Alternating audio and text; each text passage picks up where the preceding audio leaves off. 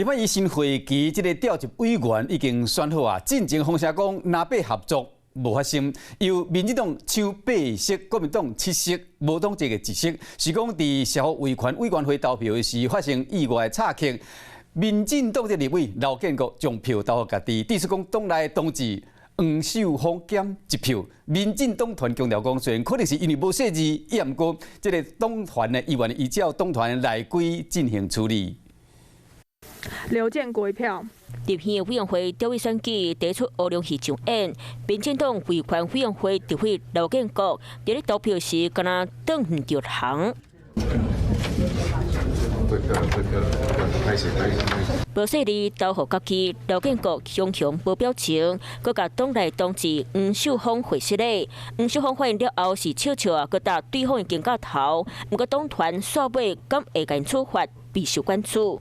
这样子的一个投票结果没有跟党团一致的这个，我们一定会依循我们的内规，那我们会有停权的规范，那该怎么进行就怎么进行，我们会捍卫我们的党团纪律。加在这1票无影响到选举结果，各委员会调委名单嘛正式出来。联盟的内政委员会由民进党的吴基平、无党籍高金素梅担任，外交国防委员会是由那日老将王定虎和马文君担任，经济和财政委员会嘛拢是由那日各一席提着，教育文化委员会由林爷林义景和回归立宪的国民党郭志文提着。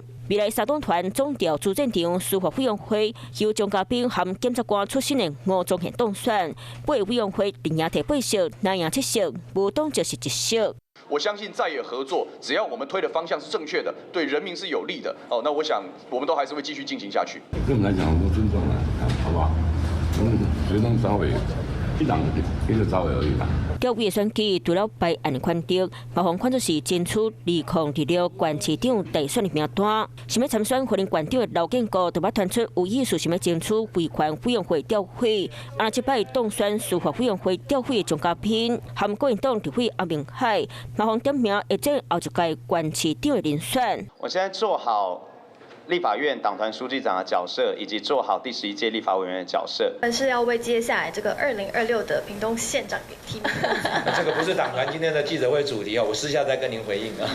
当年爱大选，立委会是讲个真保守，部分能力强调在先注心未来法案的推动。